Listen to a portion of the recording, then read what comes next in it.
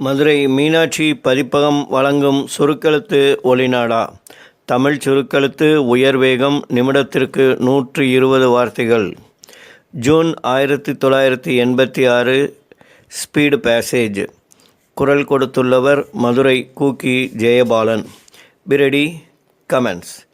வேளாண்மை கருத்தரங்கில் அதன் தலைவர் ஆற்றிய தொடக்க உரையாவது: அன்பார்ந்த நண்பர்களே, அறிஞர் பெருமக்களே, உங்கள் அனைவருக்கும் என்னுடைய வணக்கத்தை முதற்கண் தெரிவித்துக் கொள்கிறேன்.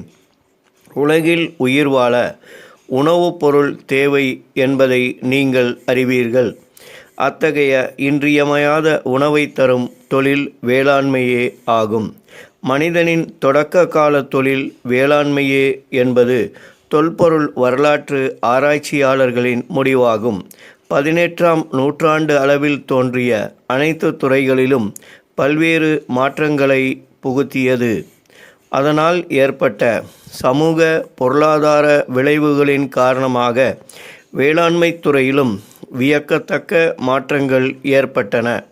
பழைய சாகுபடி முறையில் காணப்பட்ட குறைபாடுகள், மக்கள் தொகை பெருக்கத்திற்கேற்ப உணவுப் பொருள் உற்பத்தி பெருக்கத்தின் தேவை போன்றவற்றை நிறைவு செய்ய அரசு மேற்கொண்ட பல்வகை திட்டங்களினால் வேளாண்மை புரட்சி ஏற்பட்டது.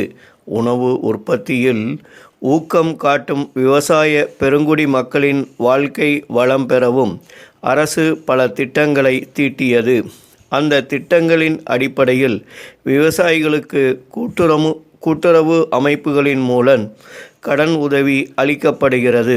குறைந்த விலையில் விதை, நவீன உரங்கள், பூச்சிக்கொல்லி மருந்துகள் வழங்கப்படுகின்றன.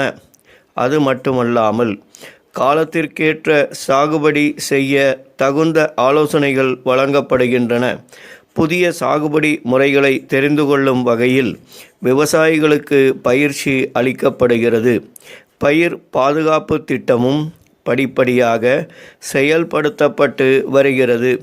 வேளாண்மை தொழிலில் ஈடுபட்டிருக்கும் மக்களுக்கு ஆண்டு முழுவதும் வேலை கிடைப்பதில்லை. ஆகவேதான் விவசாய பெருங்குடி மக்களுக்கு ஓரளவுக்கேனும் நிரந்தரமான வருமானம் கிடைக்க கால்நடை வளர்ப்பிலும் அவர்கள் கவனத்தை அரசு ஈர்த்து வருகிறது. அதன் காரணமாக இன்றைக்கு வெண்மை புரட்சியையும் அரசு கண்டு வருகிறது. நாட்டு மக்கள் பசியை போக்கும் உழவு தொழிலே உயர்ந்த தொழில் என்ற உணர்வை நம் மக்கள் பெற்றிருக்கிறார்கள். அதனால்தான் விவசாயிகள் இந்நாட்டின் முதுகெலும்பு என்று போற்றப்படுவதை நீங்கள் எல்லாம் நன்றாக அறிவீர்கள். இப்படிப்பட்ட மக்களுடைய வாழ்க்கை தரம் சீரழிந்து விடக்கூடாது என்பதை கருத்திற்கொண்டு அரசாங்கம் வறட்சி, புயல், வெள்ளம் போன்ற இயற்கை சீற்றங்களினால் பாதிப்பு ஏற்படும் போது நிவாரணப் பணிகளை மேற்கொள்கிறது. கடனை தள்ளி வைத்தல், நிலவரி, பயிர் வரிகளை ரத்து செய்தல் போன்ற சலுகைகளை அளிக்கிறது. சமீப காலத்தில் கரும்பு உற்பத்தியில் விவசாயிகளுக்கு நல்ல லாபம் கிடைத்து வருவது அனுபவபூர்வமான உண்மை. நெல் பயிருக்கு தேவையான தண்ணீர் அளவு கரும்புக்கு தேவையில்லை. உற்பத்தி செலவும் குறைவாக இருக்கிறது. அதே நேரத்தில் சர்க்கரை ஏற்றுமதியினால் ஓரளவு அந்நிய செலாவணியும் நமக்கு கிடைக்கிறது.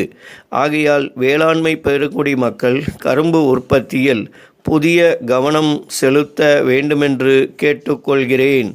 தற்கால நாகரீக வாழ்க்கைக்கு மின்சாரம் அத்தியாவசியமாக இருப்பதைப் போல வேளாண்மை உற்பத்திக்கும் இன்றியமையாததாக இருந்து வருகிறது.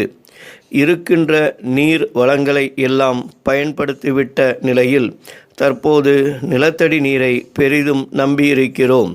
நிலத்தடி நீரை மேலே கொண்டு வந்து பாசன வசதியை பெருக்கிட மின்சார பம்பு செட்டுகளை பயன்படுத்துகின்றோம். இந்தியாவிலேயே நம்முடைய தமிழ்நாட்டில்தான் வேறு எந்த மாநிலத்திலும் இல்லாத அளவுக்கு அதிகமான பம்ப் செட்டுகள் வைத்திருக்கிறோம் என்பதிலே நாம் பெருமைப்படலாம். வறட்சியிலும் வேளாண்மை தொழிலில் உள்ள ஊக்கம் குறையாமல் இருக்கின்ற நீர் வளத்திற்கு ஏற்ப புன்சை பயிர்களை சாகுபடி செய்து பயனடைய வேண்டும். அதற்கான அறிவுரைகளை வேளாண்மை பல்கலைக்கழகம் அவ்வப்போது வெளியிடுகிறது.